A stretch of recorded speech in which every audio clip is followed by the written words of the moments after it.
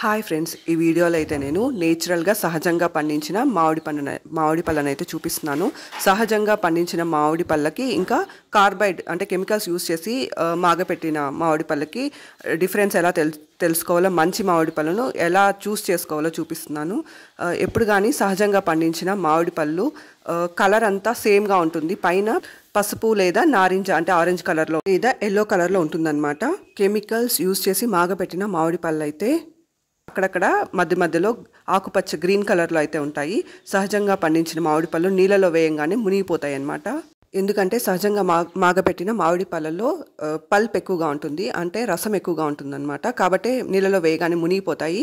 అదే chemicals use చేసి పండించిన మామిడి పళ్ళు అయితే పైకి తేలుతాయి అన్నమాట, ఫ్లోట్ అవుతాయి. ఇలా అన్నమాట డిఫరెన్స్ తెలుసుకోవడం. సహజంగా పండించిన మామిడి పళ్ళ తొటిమల నుంచి అయితే మంచి స్మెల్ వస్తుందన్నమాట. సహజంగా పండించిన మామిడి పళ్ళు చాలా రుచిగా కూడా ఉంటాయి, చాలా టేస్టీగా ఉంటాయి. అదే కెమికల్స్ యూస్ చేసి పండించిన మామిడి పళ్ళు చప్పగా ఉంటాయి, అస్సలు రుచిగా ఉండవు. ఇలా అన్నమాట డిఫరెన్స్ తెలుసుకోవడం. Thank you for watching my video. Thank you.